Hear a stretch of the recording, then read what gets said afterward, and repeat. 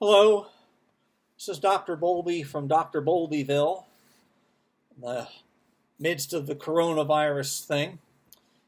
This is a first contact with my history people for week 10. I'm going to sort of describe to you where you should be in your book and things like that, and what you should be working on, and what I expect you to have done and be working on by the end of the week. Okay, by this point, you should be reading in the around page 389 to 404 in your book. They'll talk about various isms. They're not the least, those being including nationalism and Impressionism, Primitivism, and Expressionism. Nationalism basically has to do with the rise of national musical styles in, say, like Russia or France, or the United States as well. And mind you, that certainly happened before in musical history. You remember back when we were talking about the War of the Buffoons and the national operatic styles, the French operatic style as opposed to the Italian and German operatic styles of the 18th century. So those things are the kind of nationalist type schools or movements are still become quite prevalent in the 20th century. Impressionism largely has to do with France in particular, or in general, and Debussy in particular. It's a term that's borrowed from painting, and you can read about the definition of that in your book, or the information about that in your book. Debussy didn't care for the term Impressionism for his music. Which is sort of interesting because later Schoenberg would object rather strenuously to the idea of him writing atonal music. We'll get into that a little later. There's also Primitivism, which largely has to do with Russia, particularly Igor Stravinsky and his opera The Rite of Spring. Then there's also something called Expressionism, which is a term associated with the early works of Arnold Schoenberg and his two more better-known students, Anton Webern and Alban Berg. So you should be reading about that and keep up with your listening. I think that's chapter 21. I think, but I'd have to check. Okay. So you should be doing that, and I'm expecting you to be reading these things because, I might ask you a question at some point on these things.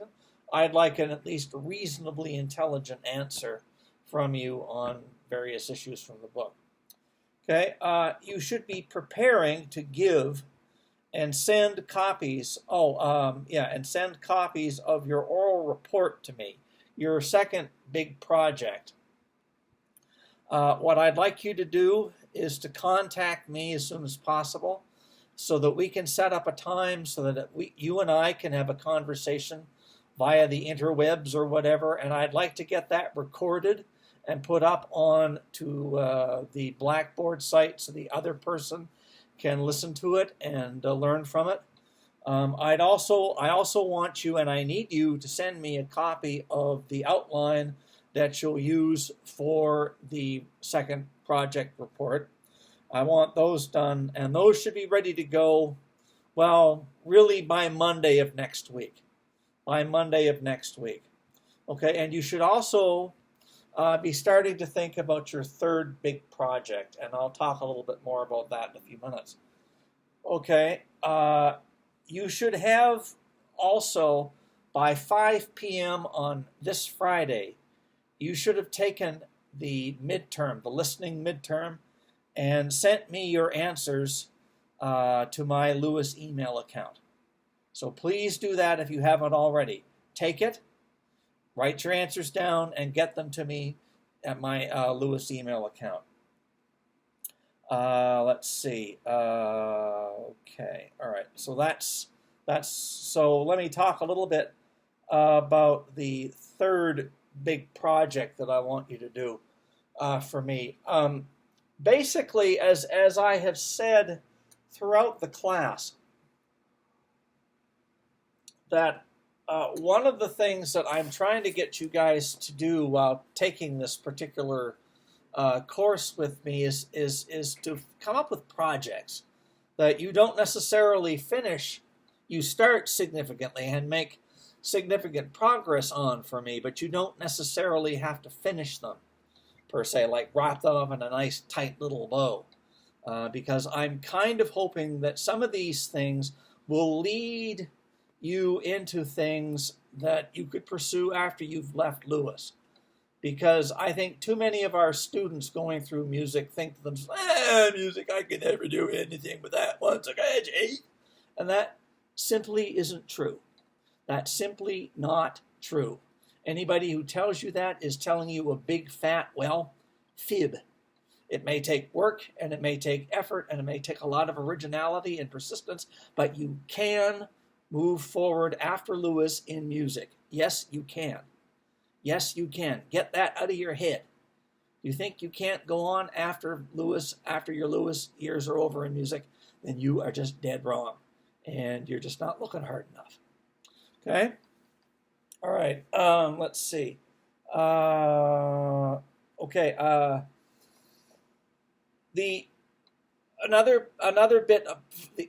Another part of your third big project should be looking for extensions of the subject matter that you've been dealing with already.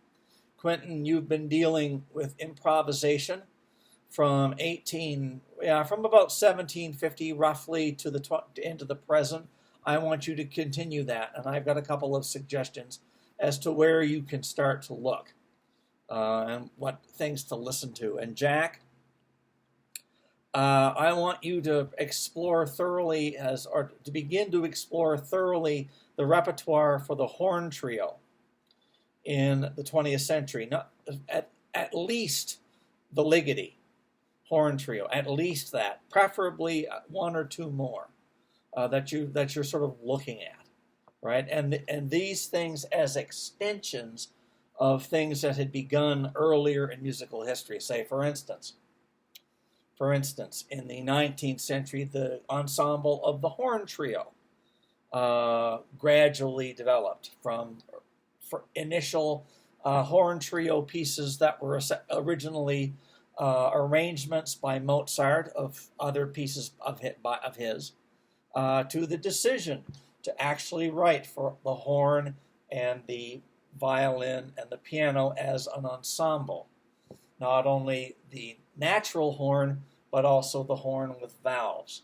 And that has gradually continued and gone on and gone on. So for instance, from Mozart to Duschek and Czerny to Brahms, and then from Brahms to Kirchland and to Ligeti, and hopefully a couple of others that you can find in the 20th century to take a look at. Okay, and with Quentin, we've started talking about, just improvisational music in world cultures. And we've gradually sort of focused on, like, Europe, what was going on and how the types of things, the kinds of improvisations that were common in the Baroque period and the classical period, and eventually we're coming up to the foundations of jazz, as well as other improvisational musical styles and composers who employ and incorporate aspects of improvisation into their scores that are not that are not strictly jazz-based. And what I'm really hoping you, Quentin, will do is I want you to look at the improvisations by Bela Bartok, B-A-R-T-O-K, B-A-R-T-O-K, Bartok, is a Hungarian composer. He has a number of improvisations on Hungarian folk tunes for piano and voice. And I want you to take a look at those. And I also want you to look at some music by a French composer who I particularly admire, Pierre Boulez. He has several pieces literally titled Improvisations.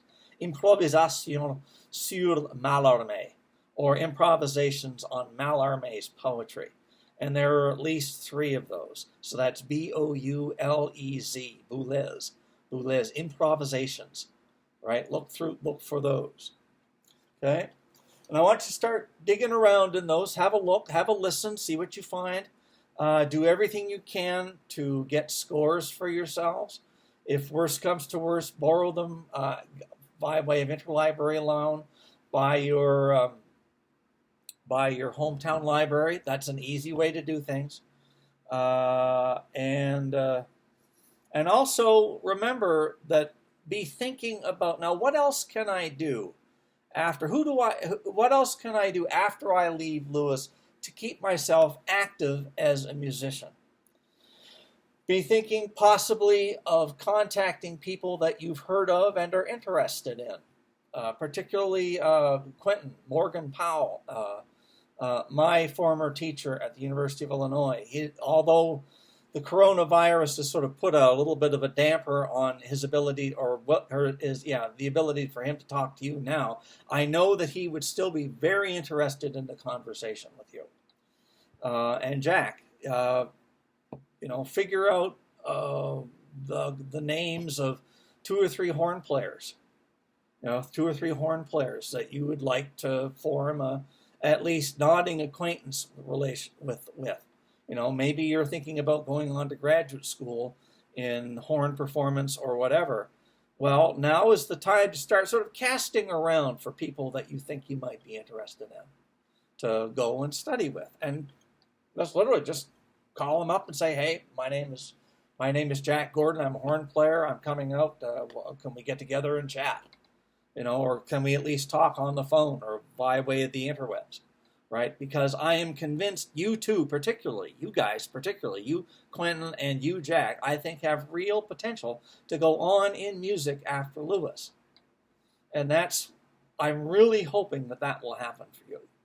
Okay, so that's also a big part of Project 3. Extensions. How can I keep working on this material that I'm generating after I've left Lewis? Okay? All right, so just to remind you, you have to take your midterm by Friday at 5. I have to have copies of your answers by Friday at 5 in my electronic mailbox. I want you to continue to work on Project 2 and set a time with me next week to give it either on the phone or over the interweb somehow. We have to have a conversation with this. And I also need to get from you your outlines, okay?